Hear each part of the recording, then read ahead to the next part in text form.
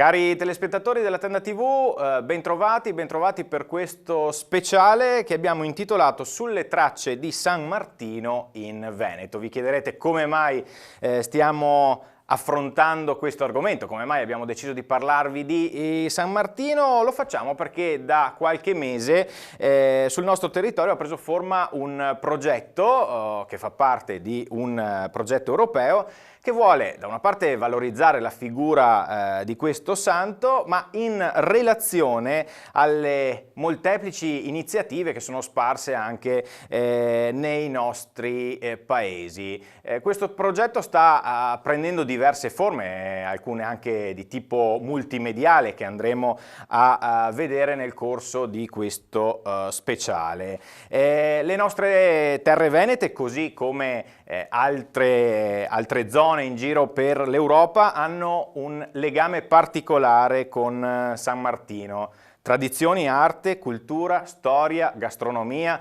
Pensiamo a quante sagre ci sono anche che riguardano, che omaggiano San Martino, quante chiese sono intitolate appunto a San Martino. Se pensiamo qui nel nostro piccolo a Vittorio Veneto, se pensiamo a San Martino ci viene in mente il castello del Vescovo. Non a caso faccio questo riferimento, lo scoprirete nel corso di questa trasmissione. Io do subito il benvenuto agli ospiti che sono venuti qui nei nostri studi per parlarci appunto di questo progetto, e quindi do il benvenuto a Giovanni Follador, presidente di UNPLI, l'Unione Nazionale delle Pro Loco d'Italia, e ancora benvenuta a Elena Rocco, Università Ca' Foscari di Venezia e Radio Magica, poi ci racconterà che cos'è.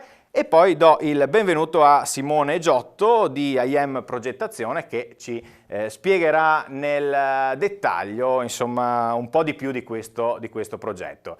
Parto dal presidente Follador. Allora, ci racconti un po' per sommi capi perché UNPLI ha deciso di portare avanti questa iniziativa.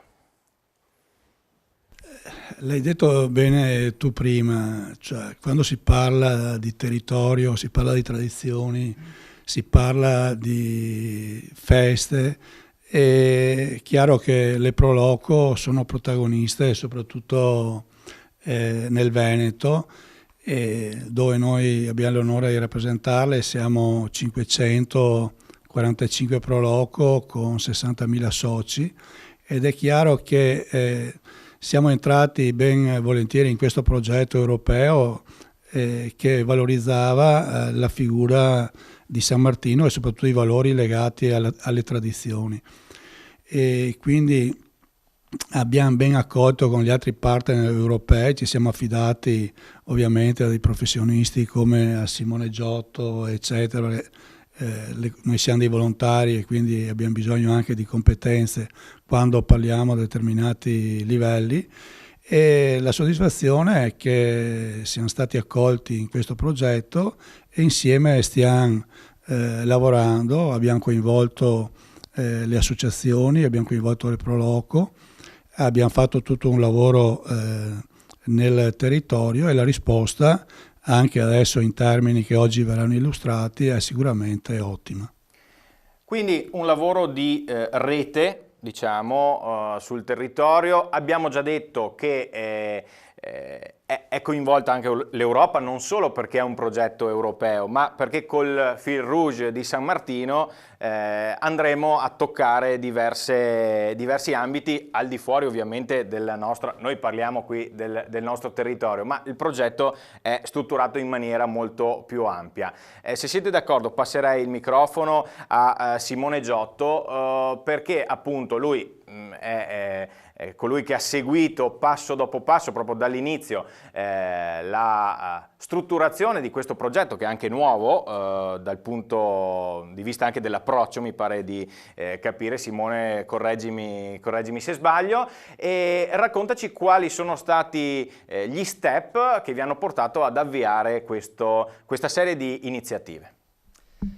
Sì, grazie. L'iniziativa nasce nel 2016, è un programma europeo che si chiama Central Europe, Insomma, assieme alla nostra rete di contatti europei siamo riusciti a sviluppare questo progetto sulla valorizzazione appunto dell'eredità culturale di San Martino in Europa, in quanto ampiamente diffusa in tutti i territori, e siamo riusciti a creare, ovviamente con il coinvolgimento di Umpli e la sua capacità di fare rete sul territorio, siamo riusciti a creare questo partenariato di 9 soggetti che vanno dall'Ungheria fino all'Italia, sostanzialmente perché sono tutti nella linea diciamo di congiuntura di questa via che si chiama Via Santi Martini, non troppo conosciuta in Italia, ma che in realtà dall'Ungheria alla Slovenia alla Croazia, agli altri paesi, fino alla Francia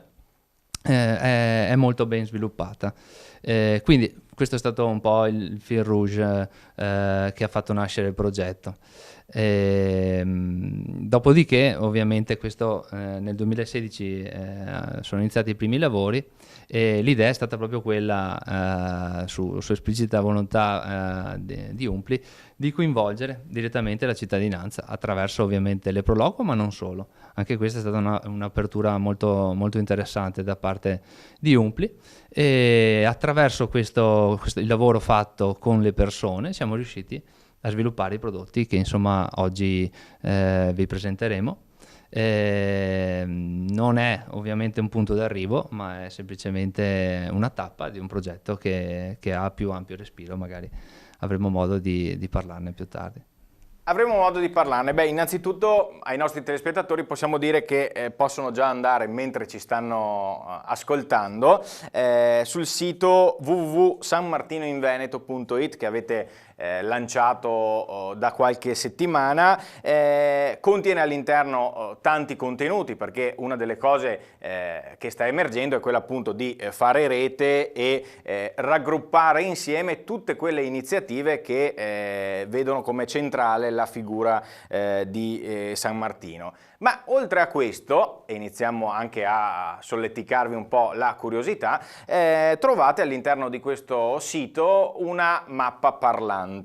Allora io adesso chiederei a Elena Rocco, abbiamo detto prima Università Ca' Foscari e Radio Magica, innanzitutto di dirci che cos'è Radio Magica, per poi arrivare a questa mappa parlante. Di che cosa tratta questa mappa parlante? Allora, Radio Magica è una fondazione Onlus.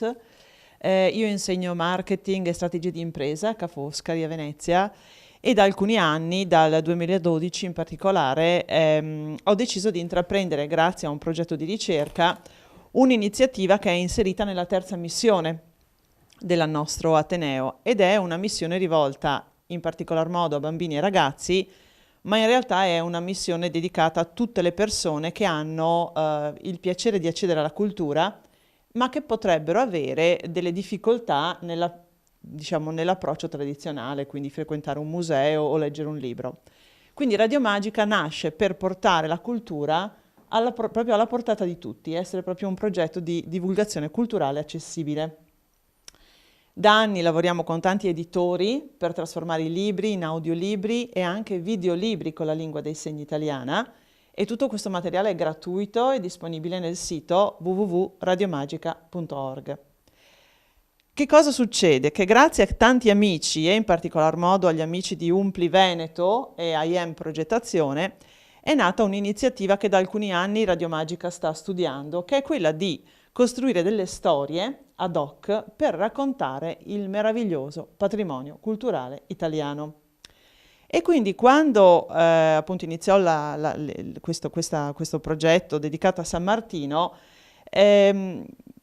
fu quasi spontaneo pensare ad una mappa parlante, che poi vedremo, con dei racconti dedicati proprio a degli oggetti culturali che sono in Veneto e che sono collegati alla tradizione, alla storia di questo meraviglioso santo, che è appunto un santo famoso in Italia e nel mondo.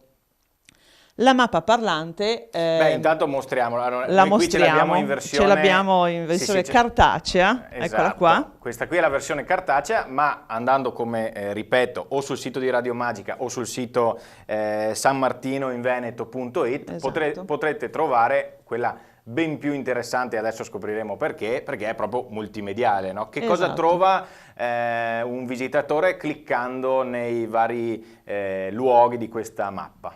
Allora, questa che ho in mano è una versione digitale, è un normalissimo foglio A3 ed è rappresentata la regione del Veneto, illustrata da una mano splendida che è quella dell'illustratrice veneziana Anna Forlati, che è un'illustratrice che da tanti anni lavora nel settore dell'infanzia e non solo, e che proprio ha prestato le sue abilità e il suo talento artistico per realizzare questa mappa e questi disegni. Poi c'è anche un retro molto bello con dei giochi per bambini. Dalla mappa cartacea, inquadrando il QR code che è indicato nella mappa, si va sul sito di Radio Magica.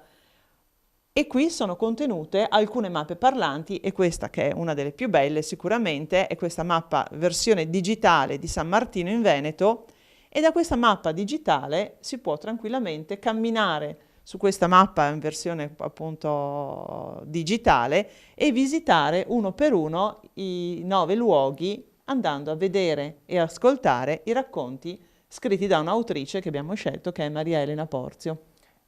Prima di parlare, e adesso andremo anche a proporvi alcuni estratti, diciamo, Simone, come avete individuato i luoghi legati a San Martino? Cioè, è stata una ricerca difficile oppure molto semplice, perché sul nostro territorio ce ne sono tanti? Allora, in realtà anche per mia scoperta personale abbiamo trovato innumerevoli luoghi, tradizioni, rappresentazioni di San Martino in Veneto. Abbiamo cominciato a studiare e abbiamo analizzato i documenti disponibili, e poi abbiamo cominciato a chiedere ai nostri territori, alle nostre pro loco, ma anche a tutti i comuni. Devo dire, è stato un lavoro veramente peculiare e molto di fino, che ci indicassero quali erano i luoghi legati a San Martino, le tradizioni e così via. Abbiamo ovviamente raccolto un sacco di materiale, e nel coinvolgimento di questi territori, ovvero durante le nostre riunioni, che sono sempre state aperte a tutti, queste, diciamo, i luoghi e le persone che hanno voluto investire un po' del loro tempo assieme a noi, ci hanno dato la possibilità di andare a trovarli, ovviamente assieme agli esperti di Radio Magica. Ci siamo fatti raccontare le storie legate a San Martino, e da questi racconti sono nate insomma le videostorie e le audiostorie che vedete, trovate nel sito. Allora, andiamo subito a vederne una di queste videostorie. Partiamo dall'estate di San Martino, e questo si ricollega anche a quello che ci diceva Elena Rocco pochi istanti fa, perché vedrete che appunto il video è anche LIS, quindi con la lingua dei segni.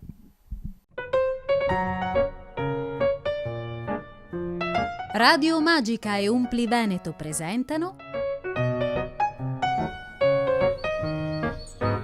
L'estate di San Martino, un racconto sulla leggenda del mantello. Era l'11 novembre del 334 d.C. Era una giornata fredda e soffiava un vento gelido. L'inverno era ormai vicino. Ad Amiens, una piccola città nel nord della Francia, un povero vecchio chiedeva la carità.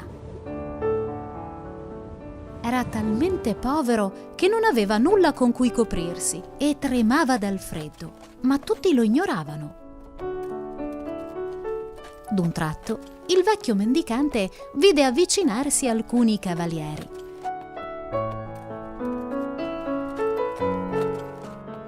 A guidarli era un giovane, in sella un maestoso cavallo bianco. Giunto davanti al vecchio, il ragazzo si fermò. Abbiate pietà, signore, ho tanto freddo, disse il mendicante. Il cavaliere guardò verso il cielo. Presto avrebbe iniziato a nevicare. Si tolse il mantello e impugnò la spada. Pensando che volesse colpirlo, il mendicante sollevò un braccio per difendersi. non temere, Lo rassicurò il cavaliere. non voglio farti del male. L'unica cosa che possiedo è questo mantello e desidero condividerlo con te, perché anche tu possa proteggerti dal gelo. Così dicendo, tagliò il mantello in 2 parti uguali e ne donò metà al pover'uomo.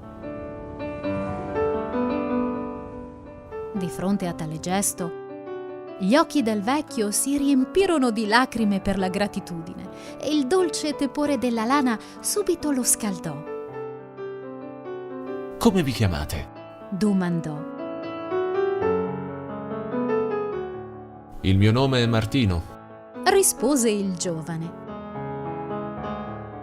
Ora devo andare. E si allontanò con i suoi cavalieri. Il vecchio lo salutò dicendo: Il vostro gesto, Martino, resterà nella storia. Vi ricorderò ogni giorno nelle mie preghiere. Dopo quelle parole, all'improvviso le nuvole scomparvero e il sole iniziò a splendere alto nel cielo come se fosse tornata l'estate.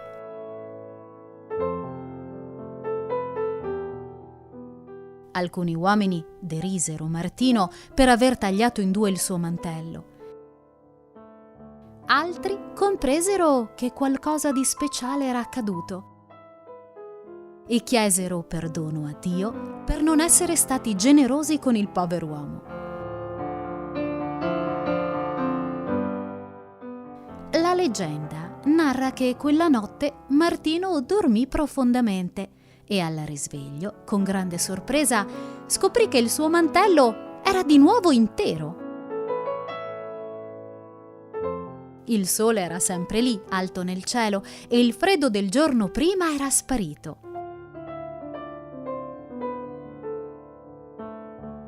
Da allora, l'11 novembre di ogni anno, si spera nel ritorno della bella stagione, almeno per un giorno. E si festeggia quella che tutti ricordano come l'estate di San Martino, patrono della città di Legnago.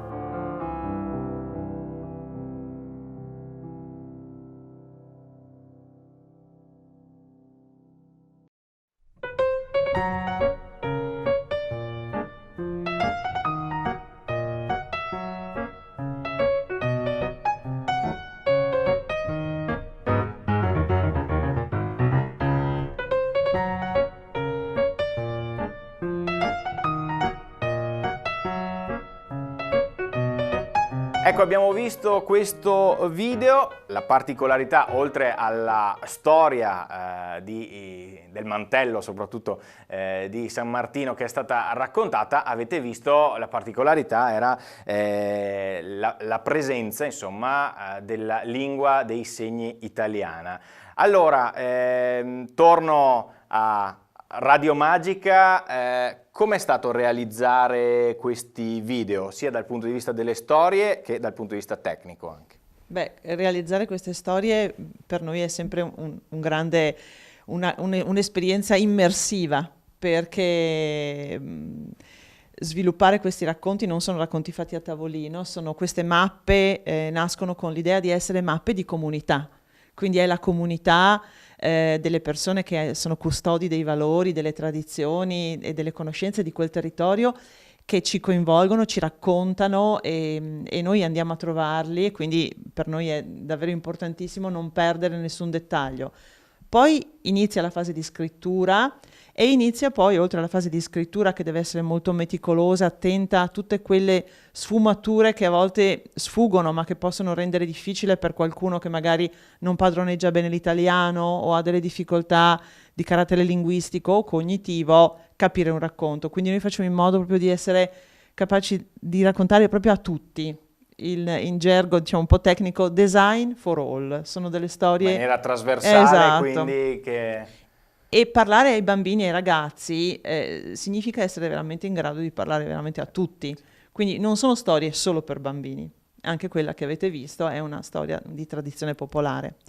E poi inizia questo lavoro meraviglioso di realizzazione audio, video, anche con appunto la lingua dei segni italiana. Noi abbiamo due bravissime collaboratrici che sono Carmelina Di Bella e Livia De Paulis, che sono due esperte di lingua dei segni italiana e che ci affiancano da quando esistiamo in queste versioni in LIS. E questo quindi è l'aiuto di interpreti, di attori, di musicisti, perché ci sono anche appunto la colonna sonora, esattamente, sì, di musiche che vengono scelte e persone esperte nei montaggi come Carolina Laperchia, che ha seguito tutta poi l'allestimento e la scelta musicale per i racconti. Ecco, fanno di questi prodotti veramente dei prodotti unici, ricchi e speriamo anche piacevoli per voi che li vedrete e li ascolterete. Ecco, ripassiamo il microfono a Follador. Beh, insomma, si sta delineando un progetto molto particolare che ha molte sfaccettature. Beh, io non so se voi all'inizio vi aspettavate una tale vivacità anche dal punto di vista proprio multimediale, così abbiamo visto queste belle immagini che lavorano su piani differenti. Per semplificare, se uno pensa alle Pro Loco, pensa alla Sagra e magari in maniera riduttiva si ferma lì. Follador, invece questo è un progetto proprio culturale a 360 gradi. Ma sicuramente noi poi abbiamo, se non abbiamo le competenze, come in molti casi ci affidiamo alle competenze, ma le Pro Loco, tutto il mondo del volontariato è aperto a tutte queste innovazioni e noi abbiamo accolto con grande entusiasmo questa proposta che ci è arrivata da Radio Magica e siamo tutti impegnati per diffonderla e per farla conoscere perché è una grandissima cosa. Volevo poi dire che oltre a questa parte che oggi sottolineiamo in maniera forte, questo progetto di San Martino per noi ha anche una valenza che va oltre, cioè noi puntiamo molto a far sì, si sa che la via dei Santi Martini è riconosciuta dal Consiglio d'Europa ancora mi pare dal 2005, parte da Sombattelli dove è nato il santo e termina a Tours, passa per l'Italia ma in Italia praticamente non è né segnata né conosciuta né valorizzata. Ecco, noi ci sono dei centri culturali sparsi un po' in tutta Europa, anche in Italia, che dovrebbero valorizzare questa via. Noi l'altro obiettivo forte che abbiamo in questo progetto è di riuscire a valorizzare la via di San Martino anche nel Veneto, non solo, ma anche in Italia. E su questo stiamo lavorando, abbiamo già avuto contatti con la Regione Veneto perché riconosca questo cammino e quindi diventi ufficialmente un cammino anche per la Regione Veneto e ci stiamo proponendo ai diversi centri culturali per essere punto di riferimento. Prossimamente andremo anche a Tours, che è un po' il centro operativo di tutto questo progetto e percorso, proprio per riuscire ad arrivare anche a quest'altro obiettivo. Quindi un obiettivo oggi lo vediamo già, io lo direi quasi realizzato, con questa concretizzato con questa cosa che vale tutto il progetto, però non ci fermeremo là e andremo avanti. Ecco, quindi l'augurio che si sente di fare a voi stessi, diciamo, e a chi sta lavorando questo progetto per il futuro, qual è? L'augurio è proprio questo, andare avanti, e poi voglio ringraziare proprio anche chi si è speso su questo, i ragazzi, perché sono ragazzi professionisti che hanno spinto, e quindi Simone, Erika, Silvia, tutti quelli che collaborano, che con intelligenza hanno saputo anche cogliere questa grande opportunità di questa collaborazione con Radio Magica, che per me ha tanti aspetti anche sociali, positivi, oltre che culturali e promozionali. Certamente. Grazie a Follador. Tra un po' ci sarà un po' un cambio di ospiti qui nel nostro studio, però andiamo a vedere un'altra chicca, un altro video realizzato sempre da Radio Magica nell'ambito di questo progetto. Lo dicevo prima, se uno a Vittorio Veneto pensa a San Martino, pensa al castello di San Martino, e prestate particolare attenzione alla storia che viene raccontata all'interno di questo video, perché racconta un retroscena, se vogliamo, che non so quanti vittoriesi conoscano, quindi andiamo a vederlo. Radio Magica e Umpli Veneto presentano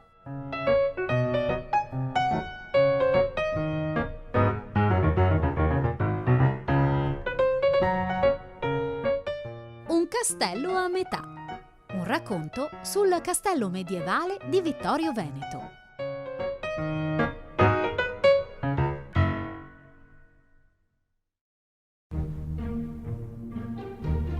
Era una fresca mattina del 1944 e Don Antonio stava accompagnando il nuovo vescovo di Vittorio Veneto, Giuseppe Zaffonato, al castello sulla cima del colle. Finalmente siamo arrivati, eccellenza. Da oggi questa sarà la vostra casa. Disse con orgoglio Don Antonio al vescovo, spalancando il portone del castello di San Martino. Questo castello è sempre stato la residenza dei vescovi, ha superato terremoti, invasioni barbariche e ha anche ospitato molti sovrani quando passavano da queste parti. Nel 1179 bussò a questo portone addirittura l'imperatore Federico Barbarossa. Disse mentre gli scappava una risatina. Perché ridete? Domandò il vescovo incuriosito. Come voi saprete, eccellenza, gli imperatori non andavano sempre d'accordo con gli uomini di chiesa. Infatti il vescovo, che a quel tempo viveva qui, si rifiutò di ospitare il Barbarossa. Fu così che l'imperatore dovette dormire presso una famiglia nobile del posto. La cosa divertente però è che il vescovo fu comunque costretto a pagargli tutti i pranzi e tutte le cene. E si sa, Barbarossa non aveva solo il carattere, ma anche l'appetito di un leone. Risero ancora, questa volta entrambi. Poi d'un tratto il vescovo Zaffonato tornò serio. La bellezza di questo castello non si discute, ma per me è troppo grande. Ma eccellenza, voi dovete abitare qui. È una tradizione che dura da più di 1000 anni. Esclamò Don Antonio. Adesso venite, voglio farvi vedere la cappella. Io ci vengo spesso per pregare. Quando furono davanti all'altare, il vescovo vide il grande quadro che ritraeva San Martino mentre donava metà del suo mantello al mendicante. Ho deciso, Disse illuminandosi in volto. seguirò l'esempio del santo e dividerò anche io il castello. E come? Esclamò Don Antonio grattandosi la testa calva. Da sempre desidero fondare una casa di accoglienza, un posto in cui la gente possa venire a meditare e a pregare nella pace e nel silenzio. Mi sembra proprio una bella idea, eccellenza. Disse Don Antonio mentre le campane della cattedrale battevano il mezzogiorno. Bene, domani scriverò a Sua Santità il Papa per metterlo al corrente della mia decisione. E ora forza, amico mio, scendiamo in città. È quasi ora di pranzo e anche il mio appetito è come quello di Barbarossa. Ho una fame da leone.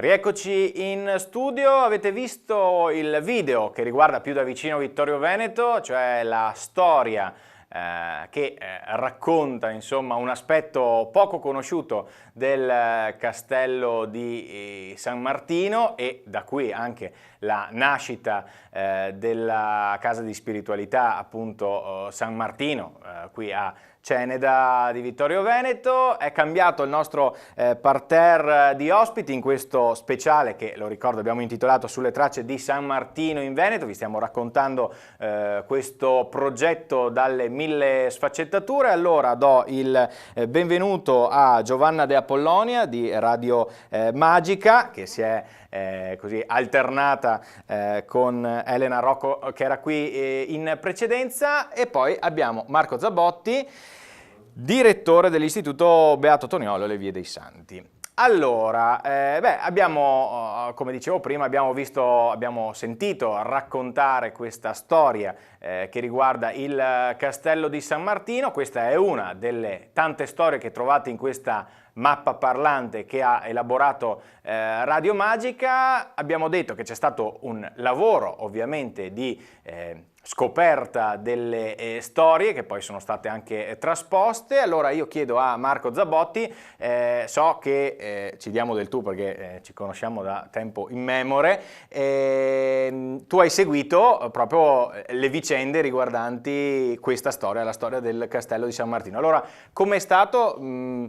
Ti chiedo dal punto di vista sia di partner di questa cosa, ma anche così dall'esterno, quando è stato presentato, proposto questo progetto, che cosa hai pensato? Allora, l'abbiamo pensato assieme, nel senso che un istituto diocesano, Beato Toniolo Le Vie dei Santi, che fa proprio della valorizzazione e la promozione di tutti i temi proprio legati... Nel nome, già nel nome c'è il programma, c'è la mission di questo istituto, cultura e spiritualità, arte e bellezza.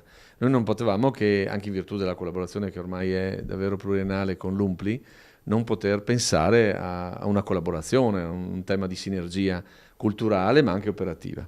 Allora, da questo punto di vista abbiamo accolto siamo stati presenti sia alla fase di presentazione prima del progetto, sia dal punto di vista operativo, perché poi ci è parso che quella testimonianza rispetto alla vicenda del castello di San Martino, la nascita di Casa Esercizi, il famoso lascito del Monsignor Zaffonato, questa disposizione che tanto, come dire, assomigliava e si riferiva, no, idealmente anche a questo mantello che veniva donato in più parti, poteva essere una storia assolutamente significativa per il percorso di pilgrimage relativo appunto a San Martino. In questo senso abbiamo attivato i nostri esperti, abbiamo avuto un incontro presso la nostra sede dell'istituto, abbiamo incontrato Radio Magica insieme a Simone Giotto e gli altri referenti del progetto europeo. E poi abbiamo così innanzitutto raccontato questa storia, ma poi fisicamente siamo stati insieme a Don Mirko Miotto presso il castello vescovile, Casa Esercizio Vittorio Veneto, e lì, luogo per luogo, abbiamo, come dire, fatto una mappa di quello che era la storia e credo sia uscito in una bellissima giornata, tra l'altro anche dal punto di vista del clima e dell'ambiente, del paesaggio, si è venuto un risultato assolutamente interessante che poi è stato trasferito, insomma, ecco, nel riferimento poi della mappa, della cartografia e del racconto, insomma, ecco, che ci è piaciuto molto. Grazie Marco, passiamo il microfono a Giovanna De Apollonia. Allora, abbiamo visto in precedenza la storia proprio del mantello, adesso abbiamo visto la storia che fa riferimento insomma alla nascita della casa di spiritualità dopo una sorta di divisione in due del castello di San Martino. Allora, in parte ne abbiamo già parlato prima, ma com'è stata proprio l'elaborazione di queste storie? Perché avete deciso di raccontare proprio queste storie? Diciamo che i passaggi sono molti e sono passaggi che richiedono anche grande attenzione e un'ottima collaborazione con gli enti del territorio. Infatti mi riaggancio a questi incontri che abbiamo fatto a Vittorio Veneto e posso dire che non soltanto c'è stato un lavoro in precedenza, cioè un lavoro che ha preparato le storie, ma anche una volta che con la scrittrice abbiamo lavorato e creato la storia, e l'abbiamo editata e resa diciamo accessibile, perché questo è un passaggio importante a cui voglio fare riferimento. La storia va anche diciamo rilavorata in modo tale che il linguaggio sia veramente facilmente comprensibile e immediato. Abbiamo poi rinviato la storia e ci sono state ancora delle piccole modifiche da fare. Una volta che il testo era pronto, questo è stato il primo diciamo punto per poi la realizzazione di una serie di step che hanno portato appunto anche artistici, se li vogliamo definire così. Certo, quindi abbiamo lavorato con gli attori per la registrazione audio, con i traduttori e le persone di madrelingua che ci hanno fatto le letture in inglese, e di pari passo con ovviamente l'illustratrice che lavorava alla mappa, e poi via via con un altro illustratore che ha lavorato al video e quindi alla creazione e il montaggio anche dei materiali. Vorrei soffermarmi appunto un istante. Abbiamo detto sono disponibili anche in inglese, quindi c'è questo doppio binario, sì. E qui c'è anche l'aspetto, non l'abbiamo forse mai detto dall'inizio di questa puntata, anche turistico ovviamente di questa operazione, sbaglio? Assolutamente, il turismo è importantissimo e abbiamo ovviamente, questo era un progetto europeo per cui diventava fondamentale che i testi fossero anche in inglese.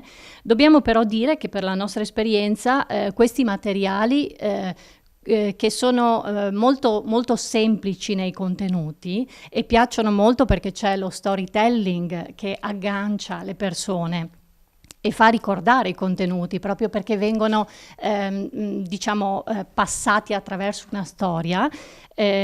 Sono materiali che possono essere anche utilizzati in ambito scolastico.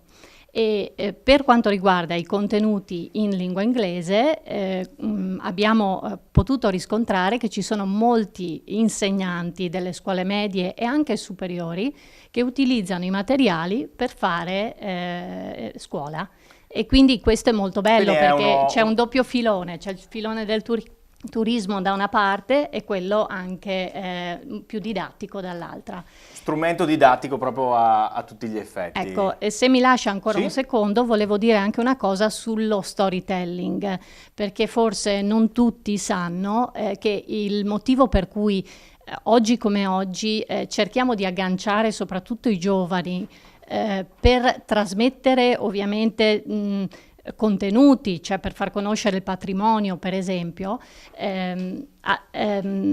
molto difficile agganciarli, e cerchiamo di farlo attraverso lo storytelling, perché lo storytelling ha questa capacità, diciamo, attraverso l'empatia di coinvolgere i giovani, e non solo a questo punto, che attraverso quella che viene chiamata la storytelling trance experience fa sì che l'ascoltatore scelga di immedesimarsi in un personaggio della storia e quindi la viva in prima persona. Vivendola in prima persona la ricorda. Beh, perfetto, molto, siamo entrati nel dettaglio, nel tecnico, ma ci stava, perché così abbiamo dato una panoramica un po' ampia di cosa sta dietro questi video, che sono video di pochi minuti, però c'è un lavoro dietro veramente di cesello, anche se vogliamo, molto importante, sì, giusto? Perché poi bambini, ragazzi e persone adulte, ricordando la storia, conoscono il patrimonio. Certo, certamente. Ripassiamo il microfono a Simone. Allora, innanzitutto in che fase del progetto ci troviamo? Mi dicevi che sono un paio d'anni che è partito, diciamo, il progetto, che ovviamente vi lasciamo immaginare vuol dire intessere relazioni, conoscersi, mettere insieme magari realtà di diversa natura, di diverso tipo, quindi è un progetto che si costruisce via via strada facendo. Simone, a che punto siamo del progetto? Sì, diciamo che per adesso abbiamo portato il fieno in cascina, adesso è il momento, insomma, in termini tecnici, insomma, si definisce di capitalizzazione, quindi Adesso il nostro obiettivo è divulgare questa mappa, questi contenuti, e il più alto numero possibile di persone ne abbiano accesso, sia in Italia che, insomma, visto che i video, i contenuti comunque sono in inglese, anche nel resto d'Europa, perché i nostri territori ci hanno anche, insomma, dimostrato sensibilmente di essere orgogliosi di queste tradizioni e di volerli anche condividere con gli altri, così come sono curiosi anche di capire quali sono le tradizioni negli altri paesi. Quindi diciamo appunto in questa fase siamo molto impegnati in questo senso. E poi anche stiamo cercando di dare gambe al progetto, di fornire tutto ciò che il progetto dovrà avere, insomma, per poter andare avanti anche a conclusione diciamo formale del progetto europeo, e quindi anche del finanziamento che c'è alle spalle. Per fortuna Umpli è un soggetto con le spalle larghe, nel senso che è a sua volta una rete, no? Appunto, è una rete che fa rete, quindi è assolutamente il soggetto ideale per poter sviluppare questo tipo di progetti, e soprattutto di non cadere nell'errore che spesso succede, insomma, in questo tipo di progetti, che appunto, finito il finanziamento, un po' si chiudono, si tirano giù le serrande. Ecco, noi, diceva prima il Presidente, siamo in contatto proficuo con la Regione, con i centri culturali europei, quindi con il Consiglio d'Europa. Saremo a Tours per ragionare anche con loro di come proseguire questa esperienza. Insomma, c'è molto materiale, e per fortuna si vede anche il futuro di questa iniziativa, insomma. Ripasserei, e siamo quasi in chiusura di questo speciale, il microfono a Marco Zabotti. Sappiamo che la diocesi, già da anni anche la diocesi sta portando avanti un percorso che riguarda per esempio il turismo religioso, diversi aspetti, la formazione anche sul territorio di guide che possano accompagnare, insomma, i turisti in determinati siti, magari anche nelle chiese che fanno riferimento a San Martino. Quindi Marco, raccontaci in estrema sintesi questo progetto, che è un progetto più ampio, insomma. Sì, è un progetto che, come dicevo, formazione, cultura, spiritualità, arte, ripartire esattamente dal senso dell'identità della tradizione cristiana di questo territorio, il territorio della diocesi di Vittorio Veneto in particolare.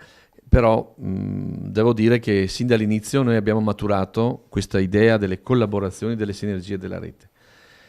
Siamo partiti innanzitutto con la valorizzazione di esperienze di volontari, operatori culturali volontari, che abbiamo formato e continuiamo a formare, sia con le lezioni nei corsi, sia con le uscite concrete come visite alle chiese, proprio perché siano i primi consapevoli delle bellezze del patrimonio che abbiamo, anche e soprattutto dal punto di vista dell'arte sacra. Quindi queste persone sono poi, come ormai facciamo da diverso tempo, sono quelle che, come in questi giorni, ci sono di Valmarino, a Tovena, a Oderzo, in tante parti della diocesi, aprono le chiese, fanno accoglienza e soprattutto, grazie poi all'apporto degli esperti d'arte, illustrano, noi diciamo, fanno degustare l'aspetto della bellezza legata al tema della fede. Quindi è un progetto importante che ci sta dando tante soddisfazioni. Abbiamo voluto anche marcare una sinergia profonda con la diocesi di Belluno, e qui proprio abbiamo fatto una scuola superiore sperimentale, un biennio, e si sono formati 13 diplomati, noi li chiamiamo i nostri esperti d'arte, che sono effettivamente coloro che guidano un po' il percorso di valorizzazione, di promozione di conoscenza delle opere d'arte, insomma del tema del sacro nelle nostre chiese. E in più c'è un aspetto importante: noi siamo, credo, tra i primi in Italia a gestire direttamente come istituto una struttura di accoglienza. La casa di accoglienza Foresteria Santa Maria presso l'Abbazia di Forlina è gestita direttamente dall'Istituto Diocesano Beato Tognolo, in convenzione con la diocesi e con l'Ordine dei Servi Maria che gestisce appunto l'Abbazia, e noi abbiamo una struttura religiosa che ha la disponibilità di quasi di una ventina di posti letto e 9 stanze, versione bed and breakfast, 2 leoni accreditato con la Regione Veneto, e da questo punto di vista noi abbiamo fatto dell'Abbazia di Forlina in questo momento, della foresteria collegata, un punto di eccellenza di questo percorso di turismo religioso. Molto bene. Ripassiamo al volo il microfono. Abbiamo detto, abbiamo raccontato che cos'è Radio Magica, che cosa si trova all'interno di questa mappa parlante. So che questa è una delle mappe parlanti. Una delle mappe, sì. Giusto? Quindi ai nostri telespettatori l'invito qual è? Vi invitiamo ad andare sul sito o se avrete modo di vedere una delle mappe cartacee attraverso il QR code, di navigare in quella che è la web app di Radio Magica, con tante mappe parlanti dei territori. E chiudo con la speranza anche che da queste mappe ne nascano tante altre. Cioè, anche in altre zone d'Italia, certo, giusto? Certo. Quindi che voi possiate essere portatori di questo bel messaggio, l'abbiamo detto, l'abbiamo anche visto prima, insomma, di rendere accessibili il patrimonio culturale, artistico, archeologico italiano a 360 certo. gradi. Simone, una battuta in chiusura, così spulciando nel sito c'è anche verso il fondo pagina, segnalateci gli eventi oppure delle cose che ancora non sappiamo che riguardano la relazione tra la figura di San Martino e il nostro territorio. È questo l'appello, Simone? Assolutamente sì, cerchiamo di incrementare lo studio che abbiamo fatto e dobbiamo dare comunque gambe a questo sito, inserendo tutti gli eventi legati a San Martino nel Veneto. Questo è l'auspicio. Umpli insomma si è dato nel medio termine questo obiettivo di essere un punto di riferimento da questo punto di vista, ma anche ovviamente non solo eventi, ma anche tutto ciò che è patrimonio legato alla figura di San Martino, il patrimonio culturale. Quindi il nostro auspicio e la richiesta è quella di segnalarci eventi e qualsiasi altro tipo di iniziativa legata a San Martino, perché questo è l'obiettivo, insomma, a medio termine. Molto bene, io ringrazio gli ospiti. Prima abbiamo avuto Giovanni Follador e Elena Rocco. In questa seconda fase della trasmissione abbiamo avuto Giovanna De Apollonia, Marco Zabotti e Simone Giotto. Grazie perché ci hanno fatto conoscere un progetto, intanto che immagino i più dei nostri telespettatori immagino non fossero a conoscenza, ma poi abbiamo nel nostro piccolo scoperto anche due storie. Per vedere le altre dovete andare ovviamente nella mappa parlante sul sito di cui vi abbiamo parlato. Grazie ancora a tutti e buon proseguimento con la nostra programmazione.